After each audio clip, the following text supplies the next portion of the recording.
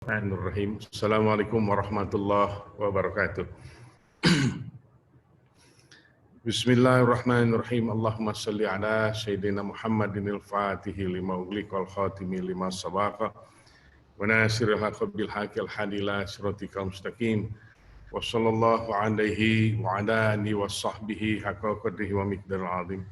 Allahumma salli ala Sayyidina Muhammad wa ala ali Sayyidina Muhammad kama sallaita ala Sayyidina Ibrahim wa ala ali Sayyidina Ibrahim.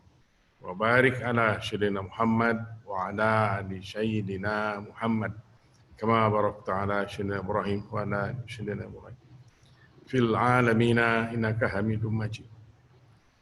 Ilahi anta maksudi wa ridhaka madzubiatini habataka wa ma'rifataka ya arhamar rahimin. Amin ya Allah. A'udzu billahi minasyaitonir rajim. Bismillahirrahmanirrahim. Qul huwallahu ahad, Allahus samad, lam yalid wa lam yulad wa lam yakul lahu kufuwan ahad. Alhamdulillah, wa syukurallah, ni'amillah para sahabat sekalian. Saya bergembira ini malam karena usia saya masih sampai kepada saat ini untuk berbicara dan untuk semoga Allah menjadikannya benar-benar qalaqah ilmu pengetahuan dan semoga Allah berkenan ini malam mencerabut berbagai macam dosa-dosa kita yang pernah ada dan pernah kita lakukan. Tahu atau tidak tahu, mengerti atau tidak mengerti, disengaja atau tidak disengaja perbuatan dosa itu. Semoga Allah mencabutnya semua di malam hari ini dan Allah mengampuni dan membebaskan kita daripada berbagai macam keburukan-keburukan itu.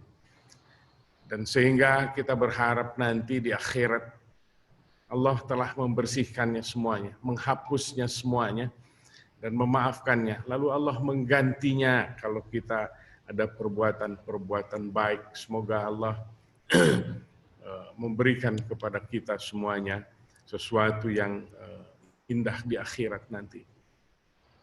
Para sahabat sekalian, saya sendiri ini malam mau mengaji tentang apa, belum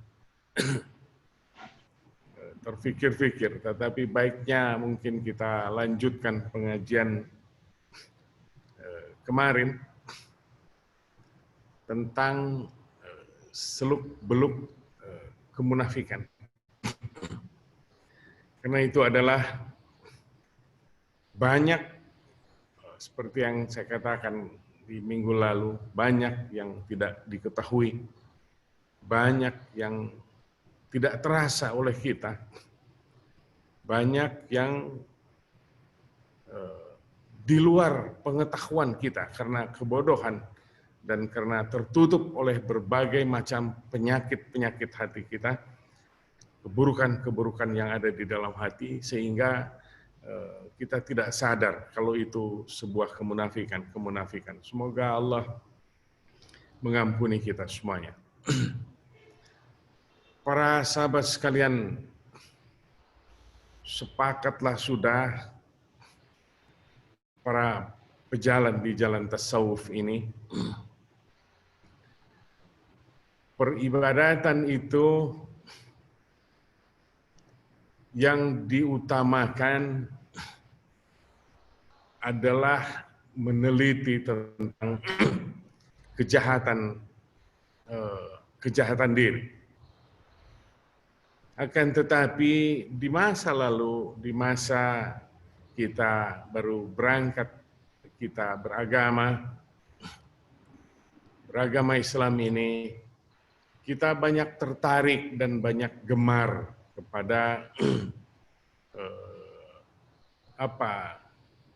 fadailul a'mal, ya manfaat-manfaat daripada amal, sehingga kita tertarik di dalamnya. Lalu secara tidak terasa pelan-pelan karena ketidakmengertian, karena jarang kita mendengar dari para pembimbing di masa kita mengaji seperti itu, banyak kita terkecoh sehingga peribadatan kita yang kita lakukan berbanyak-banyak beribadat, tetapi pikiran kita tidak kepada Allah Subhanahu wa Ta'ala. Pikiran kita kepada fadilah-fadilah itu.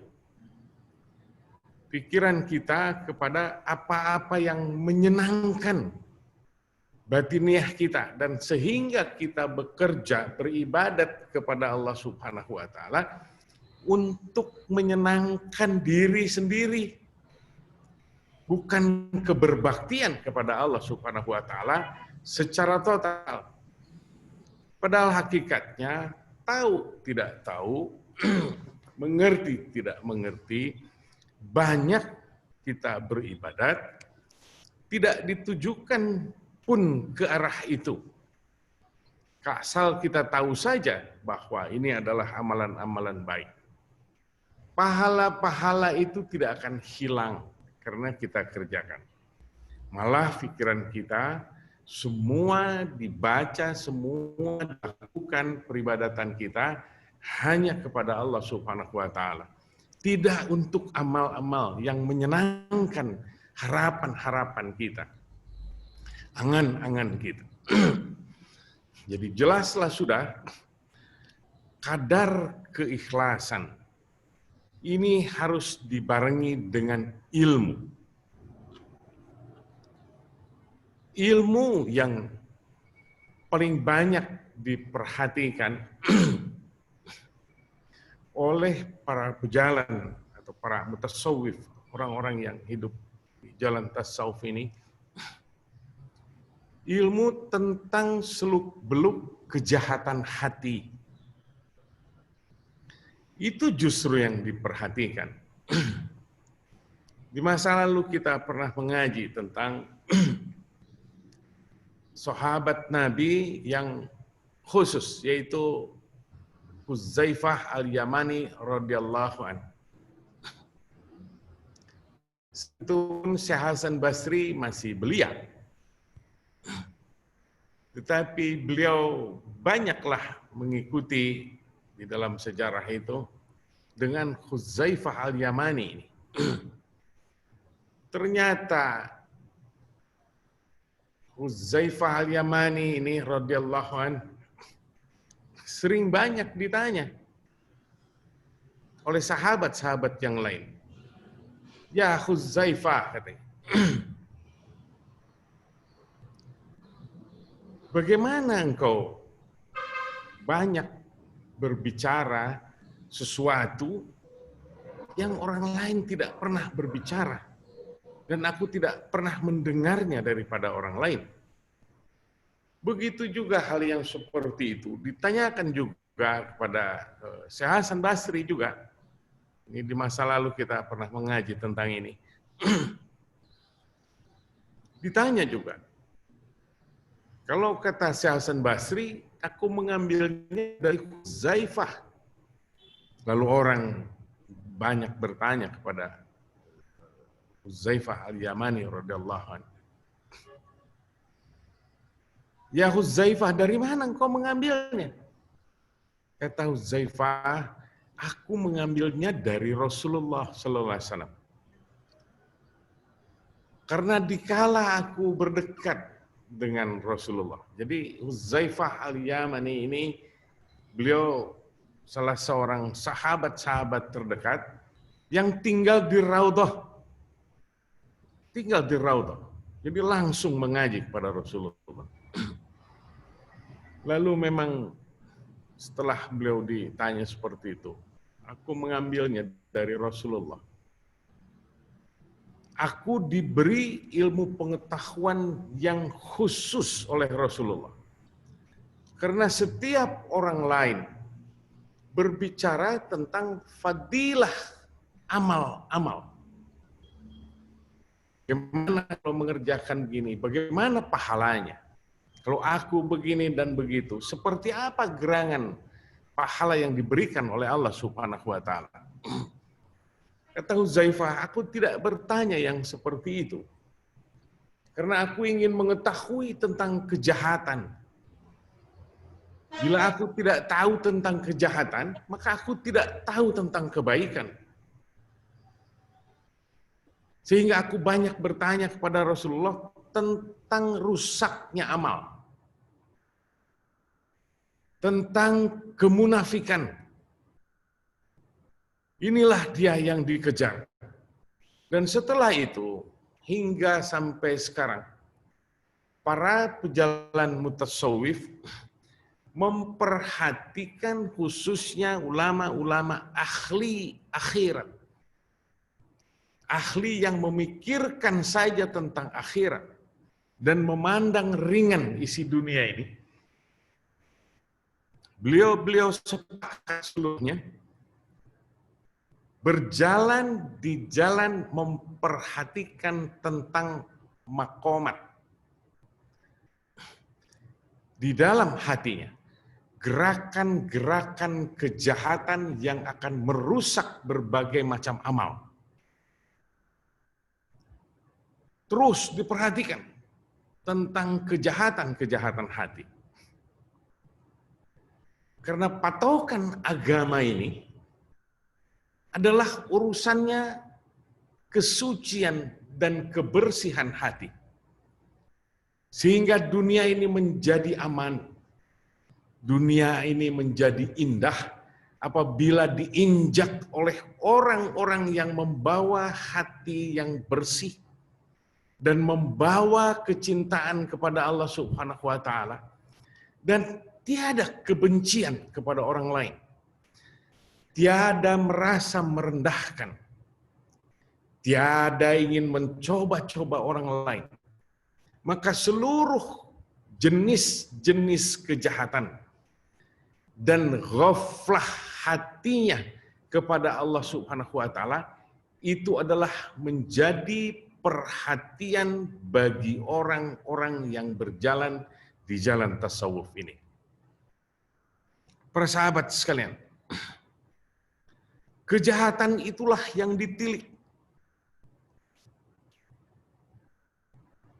Perhatikan di minggu yang lalu saya berbicara orang menjadi rajin sholatnya karena dia sholat di masjid. Karena banyak orang semangatnya datang karena ada yang melihat. Bukankah itu termasuk di dalam riya? Riya adalah kemunafikan. Riya adalah memakai jubah Allah yang tidak pantas kita pakai. Karena seluruhnya kepunyaan Allah Subhanahu wa taala, segala macam keindahan, kehebatan, keperkasaan. Segalanya kepunyaan Allah Subhanahu wa taala.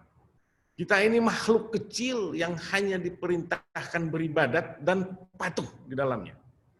Bukan untuk mengaku-aku bahwa kita adalah orang hebat.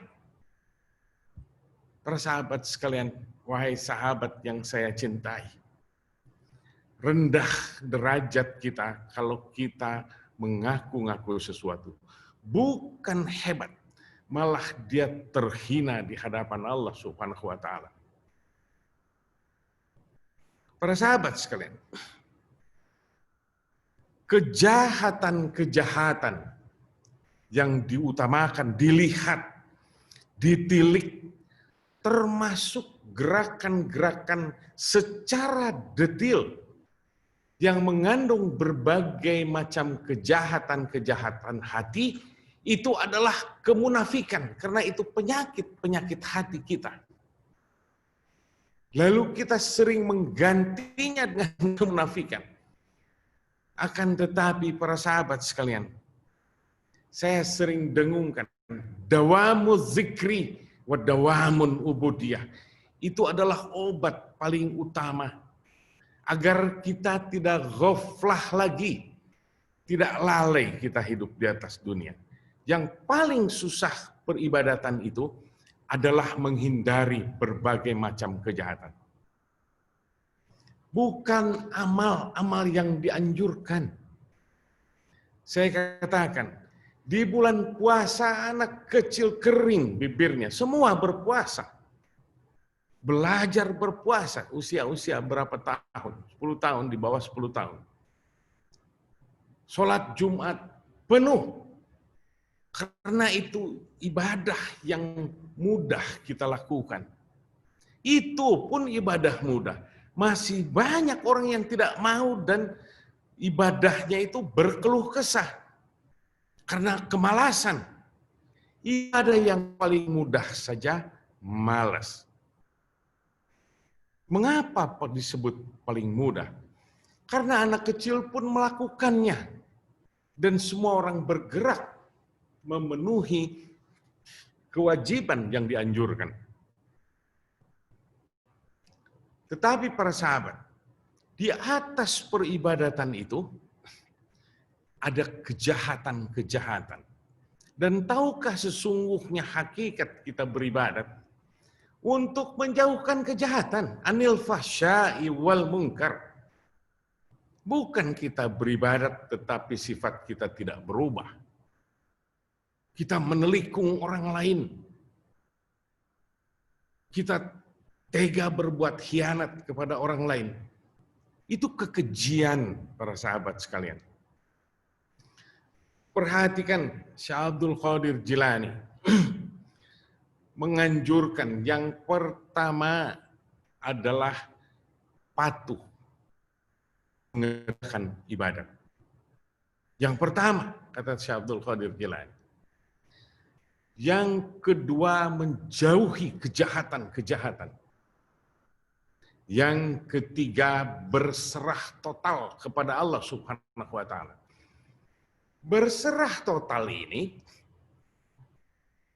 adalah harus merasa kita tidak ada kemampuan berbuat apa-apa. Karena seluruhnya kekuasaan dan kegagahan. Dan termasuk kemampuan kita, itu adalah atas keperkasaannya, perintahnya yang harus kita jalankan. Dan harus kita patuhi. Ada juga, atau saya misalnya menganjurkan, karena ini adalah peribadatan kita berupa rutinitas, tetapi sangat berat untuk merubah sifat-sifat keburukan yang ada di dalam dada ini. Perangai kita tidak berubah. Perangai kita tetap buruk walaupun ibadah bertahun-tahun. Kadang-kadang ada kemunafikan terlihat oleh kita. Di mana manusia kadang-kadang di dalam peribadatannya. Entah dia lagaknya dibuat-buat. Entah bacaan surah-surahnya di dalam sholat itu ingin terdengar baik dan indah oleh makmumnya di belakang. Itu kemunafikan. Dia tidak tahu kalau sholatnya hanya sampai ke belakang, tidak kepada Allah Ta'ala. Karena pikirannya ingin dipuji oleh orang yang di belakang. Hafal surat panjang. Suaranya indah, nadanya tidak sama dengan yang lain. Diperbuatnya itu kemunafikan itu. Dorongan-dorongan itu. Karena manusia pada dasarnya adalah penikmat syahwat. Penikmat hawa nafsu yang bisa menyenangkan badaniah kita. Termasuk di dalam badan. Para sahabat sekalian, ini harus diwaspadai di dalam peribadatan. Maka saya menganjurkannya, perhatikan yang utama itu tentang kejahatan-kejahatan diri.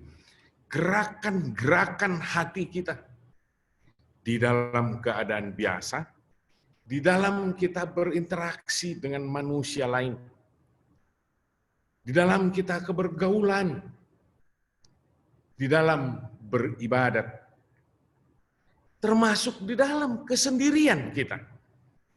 Perhatikan itu gerakan-gerakan hati kita. Adakah yang pertama, seperti saya anjurkan itu, dawamu zikri wa dawamul ubudiyah. Dawam di dalam zikir. Adakah kita ghaflah? Atau saat kita berbicara. bergerak ingin dipuji oleh orang lain, ingin disebut hebat ilmunya. Ada yang memperlakukan gerak-gerak badaniahnya seolah-olah dia orang alim, seolah-olah dia orang pandai. Dibuatnya seperti angker-angker seperti itu. Sangat tidak diperlukan di dalam kehidupan ini.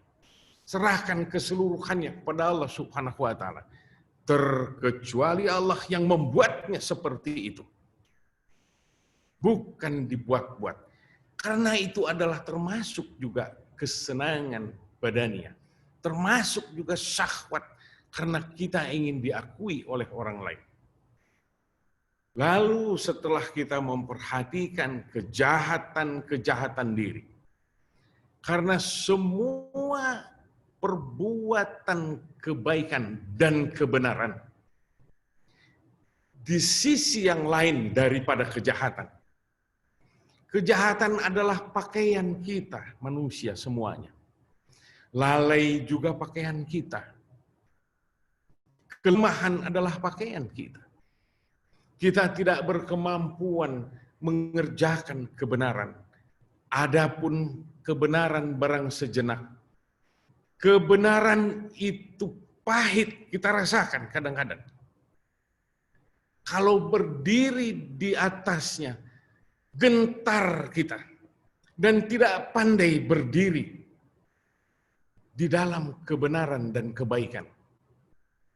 Lalu memperbuat kebaikan.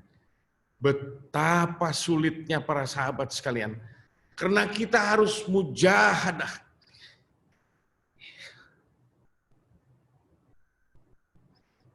Kita harus melawan hawa. Menepis berbagai macam keakuan yang datang di dalam diri. Berupa kesenangan-kesenangan badaniah. Harus kita musuhi.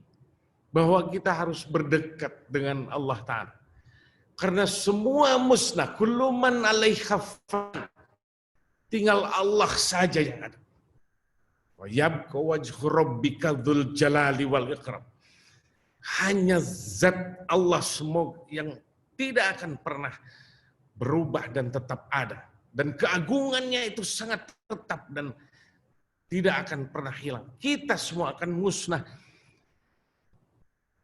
Bagaimana kita dengan keadaan sehina, serendah, bertambah mengertinya kita bahwa kita pelaku kejahatan-kejahatan terbesar.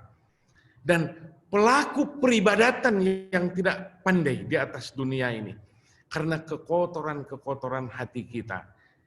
Sesungguhnya kita tidak pantas diberikan kedekatan kepada Allah Subhanahu wa taala. Apabila sudah merasa seperti itu, keraskan jerit kita, ya Allah. Dan jangan lupa kita, para sahabat sekalian.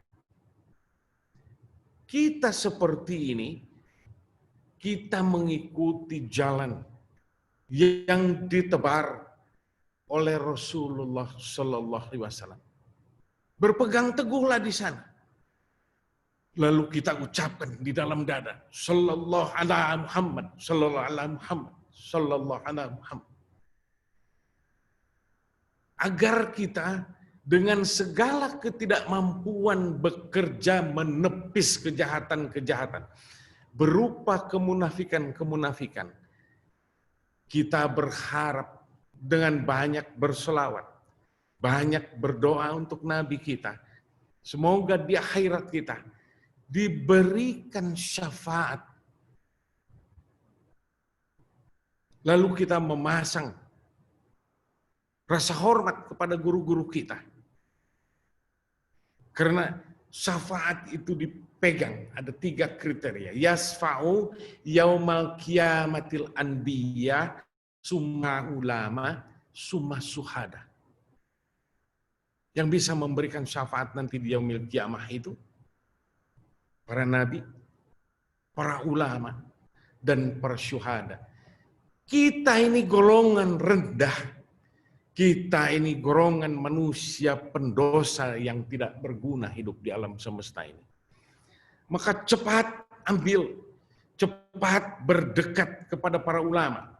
Saya justru sangat menganjurkan, apabila ilmu syariat kalian masih berkurang, cari para ulama, hormat kepada beliau, berdekatlah, sahabatilah, karena cahayanya semoga mencahayai kita. Lalu ghirah kita kepada peribadatan. Lalu semangat bangkit di dalam peribadatan ini. Karena cahaya-cahaya dari orang yang kita dekati, yaitu para ulama-ulama itu. Para sahabat sekalian. Perhatikan para ulama-ulama. Aku tidak tahu ulama. Banyak yang disebut ulama. Yang dikenal, muridnya banyak. Yang atau seperti susah. Yang mana gerangan yang ulama? Ulama adalah pewaris nabi-nabi. Kalau pewaris nabi-nabi, dia jauh dari kemunafikan. Warasatul anbiya, jelas pewaris nabi. Apabila belum jelas, ada hadis lain. Ummana ur-rasul, al-ulama ummana ur-rasul. Tangan kanan Rasulullah. Baru ciri-cirinya di sana. Berarti jauh dari kemunafikan. Wadakhalud dunya. Ini adalah yang paling terlihat yang menonjol. Hatinya tidak condong kepada dunia. Apalagi dia ingin menggenggam uang saja. Urusannya yang seperti itu saja bicaranya. Bukan ulama yang seperti itu. Dia tidak berbangga bergaul dengan raja-raja, wasultana. Tidak bergaul. Rasulullah berpesan, apabila engkau melihat yang disebut ulama, tetapi dia condong kepada dunia dan berbangga dia dan banyak bergaul dengan raja-raja, para penguasa, fahdaruhum wa izzanuhum. Jauhilah dia dan tinggalkan dia. Karena dia bukan ahli ilmu tentang kemunafikan. Para sahabat sekalian, semoga saja kita beribadat, memperhatikan gerakan-gerakan hati, dan khususnya ini malam, ya Allah ampuni dosa-dosa kami. Karena terlalu bodoh di dalam ilmu kemunafikan itu, sehingga setiap langkah kita munafik dan munafik. Maka ampuni ya Allah kami semuanya. Kami dan keturunan-keturunan kami. Dan beserta juga seluruhnya umat Nabi Muhammad Rasulullah Sallallahu Alaihi Wasallam. Para sahabat sekalian, izinkan saya berdoa untuk saya sendiri. Karena saya adalah penjahat nomor 1 di alam semesta ini. Saya juga adalah raja kemunafikan. Atas dasar itu saya takut kemunafikan ini tidak diampuni oleh Allah Subhanahu wa taala. Dan saya mengajak para sahabat, siapa tahu apabila kita mengamini, Allah menerimanya ampunan dan apa-apa yang kita lakukan berupa kemunafikan. A'udzu billahi minasyaitonir rajim. Bismillahirrahmanirrahim. Allahumma shalli ala sayyidina Muhammadin nabiyil ummi wa ala alihi washabbihi wasallim. Astaghfirullah rabbi min kulli dhanbin wa atubu ilaih. Astaghfirullah rabbi min kulli dhanbin wa atubu ilaih. Astaghfirullah rabbi min kulli dhanbin wa atubu ilaih. Bismillahirrahmanirrahim. Ya Allah, ya Allah, ya Allah wal jalilul akbar wal muhibbatu alal mahlukina bil ajhar wal fana'u fi sirri min kulli dhisirri bihaulika wa quwwatika bi qudratil akbar wa bihaqqi ismillahil akbar wala haula wala quwwata illa billahil azim. Ya Allah, Rabbighfir ummat Muhammad. Ya Allahumma arham umat Muhammad. Ya Allah, beri kasih sayang, beri perlindungan umat Nabi Muhammad. Ya Allah, naikkan derajat umat Nabi Muhammad. Ya Allah, lindungi dan cukupi umat Nabi Muhammad. Ya Allah, jauhkan dari aib, segala aib Nabi Muhammad, segala pengikut Nabi Muhammad. Ya Allah, turunkan rizki sebanyak-banyak rizki kepada umat Nabi Muhammad. Ya Allah, perkasakan mereka semuanya. Perkasakan kami untuk membela agama kami. Ya Allah, Ya Rahman, Ya Rahim, Ya Wadud, Ya Dzal Jalali wal Ikram. La haula wala quwata illa billahil aliyil azim. Bismillahirrahmanirrahim. Allahumma sholli ala sayyidina Muhammadin. Salatan tunjina biha min jami'il ahwali wal afat. Wa taqdilana biha min jami'al hajat. Wa tutahhiruna biha min jami'i syai'at. Wa tarfa'una biha indaka ala darajat. Wa tuballighuna biha aqsal ghayat. Min jami'il khairati fil hayati wa ba'dal mamat. Birahmatika arhamar rahimin. Ya arhamar rahimin. Ya arhamar rahimin. Amin ya Allah ya Rabbal alamin. Alhamdulillahirabbil alamin.